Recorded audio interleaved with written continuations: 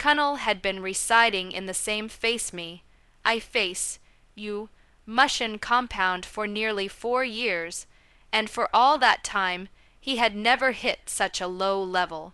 Life had been hurling stones at him individually, but now it seemed somebody had just decided to pick up an entire block and drop it on his head.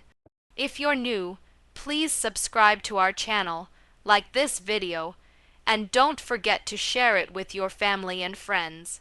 Also, let us know where you're watching from. His tiny electronics repairs venture at Ajualegba was merely crawling. Customers would bring in old phones and radios to be repaired, but most would vanish when he needed to give them back, leaving him with electronics he couldn't sell and no cash to spend.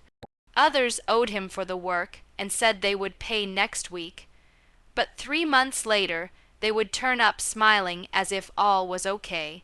His rent for his stall was in arrears, and food had reached the point where dinner was sometimes just a piece of bread and sachet water. And if hunger and indebtedness were not sufficient, there was also his landlord, Chief Bamidel. Chief was a very old man who relished exercising his small authority the way other people enjoyed watching football. He dressed in the same tattered Ankara shorts and short-sleeved shirts daily, and a toothpick stuck in the corner of his mouth as if it were a part of his uniform.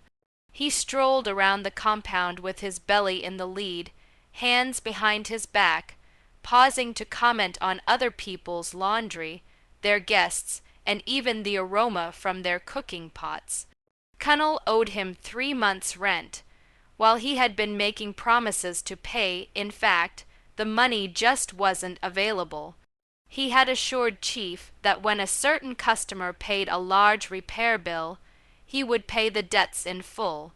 But Chief had heard too many such tales from too many tenants. Now his patience had evaporated like Harmattan lips. The complex was a compound where privacy was a luxury, and everyone knew everyone's business whether they liked it or not. Mama Ngozi, the pepper and tomato seller at the junction, lived 2 doors from Cunnel and had a mouth like a radio that never went off. Sola, the bachelor neighbor, was Cunnel's best friend in the compound. They usually sat along the corridor in the evening, fanning themselves and discussing the cost of Gary, the craziness of Lagos traffic, and how landlords appeared to cultivate wickedness like a crop. Youths ran up and down the corridor, sometimes colliding with adults and giggling as they avoided being scolded. Cunnel attempted to keep a low profile. He detested owing people. He felt small and ashamed.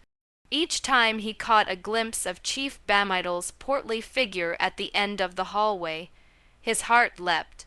Sometimes the landlord would walk by and not say anything. Sometimes he'd stop and utter things like, "Cunnel, don't think for a moment you can reside in my house for nothing. Even in the Bible, you have to pay for where you sleep." Cunnel nodded obsequiously and muttered vows.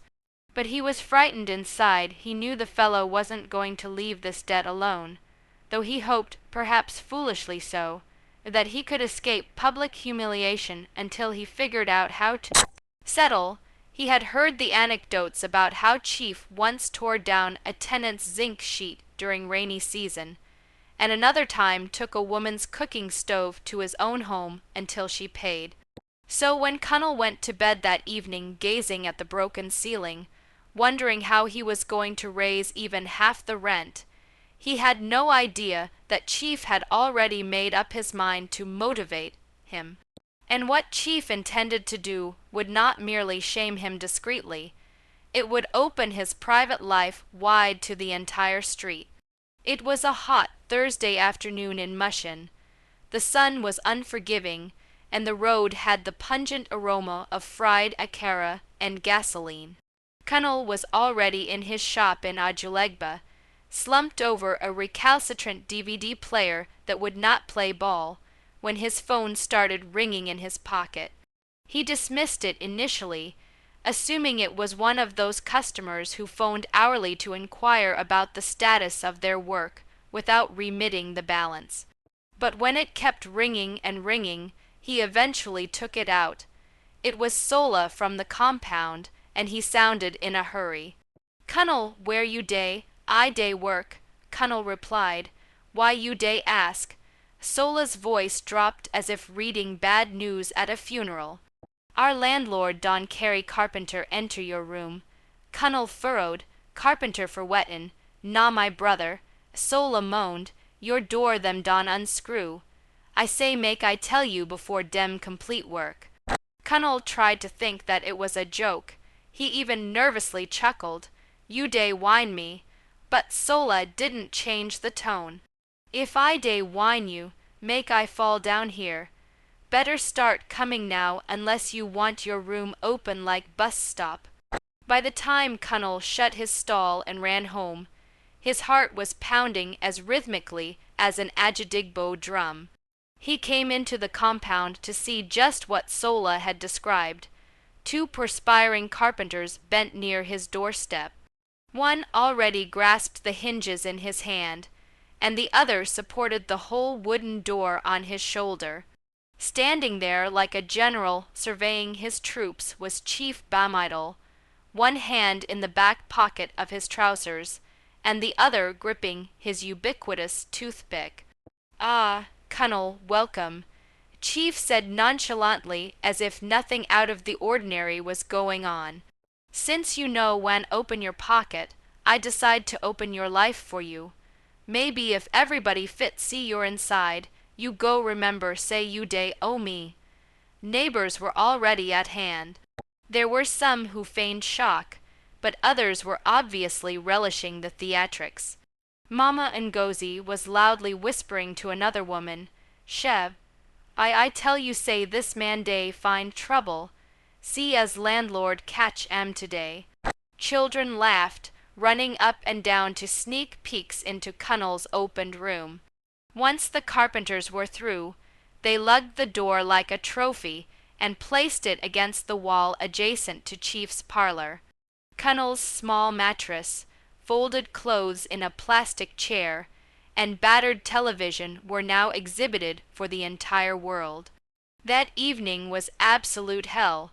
Cunnel supported a plank for privacy, but the wind kept knocking it over. Mosquitoes feasted on him. Drunken pedestrians poked in to say hello to him.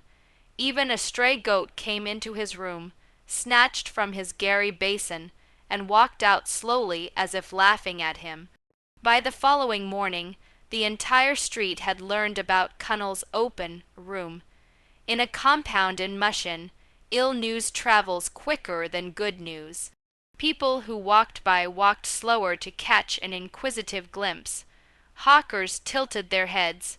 Schoolchildren pointed and snickered as if his room was a zoo exhibit. And the jeers began. "Cunnel, a beg how you day sleep for open cinema," shouted one young man. Another quipped, "Better no naked sleep tonight, oh, CCTV day watch you."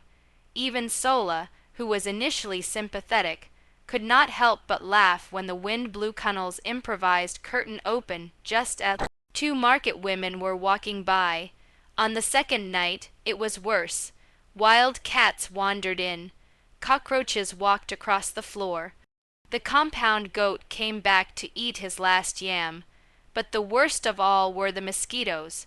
Without a door to prevent them from entering, sleep was impossible. Later that evening, while Cunnel sat outside gazing into the blackness, he heard Chief bragging to two men about how he treated obstinate tenants. "If you owe me, I go show you pepper. If shame no kill you, e go humble you." Sola came to sit beside him later. "Guy, you no fit continue like this. This man day use you catch crews." Cunnel nodded silently, just small patience. Then Sola told us something interesting. Chief was going to have a huge landlord meeting at the compound that weekend. Guests of importance were going, and he had been boasting that his compound was the best in the neighborhood. Cunnel didn't say much, but a plan started taking shape. For 2 days he behaved like a chastened tenant, bowing respectfully before Chief and addressing him as Baba Landlord. Chief puffed with pride, lowering his guard. By the day of the meeting, which was Saturday, Cunnel was set. While Chief went out to purchase bottled water for his visitors, Cunnel and Sola acted fast. They removed the hinges of Chief's parlor door, took it into the center of the compound, and leaned it up against a cardboard sign that had the following written on it: "Door seeking rent from owner. Arrogance overdue." By the time the first visitors arrived, they were met by the view of Chief's open parlor. Neighbors flocked in, kids sang open house," and onlookers giggled. Upon Chief's return, with a bottle of bottled water in his hand, he came to a standstill. His door was now in the middle of the compound for everyone to see.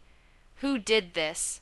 He thundered, but Mama Ngozi called out from her corner, "Baba Landlord, perhaps your door too wan breathe fresh air small." The compound burst out laughing. The embarrassment continued throughout the meeting. In the evening, Chief's sons secretly repaired his door, and Cunnel's. From that day on, Chief Bam Idol never again had a tenant's door taken off. And whenever the story was mentioned, Cunnel would simply smile and say, "If somebody has carried your door to the market, sometimes the best thing to do is assist him in carrying his own as well." So everybody knows the market is open to all.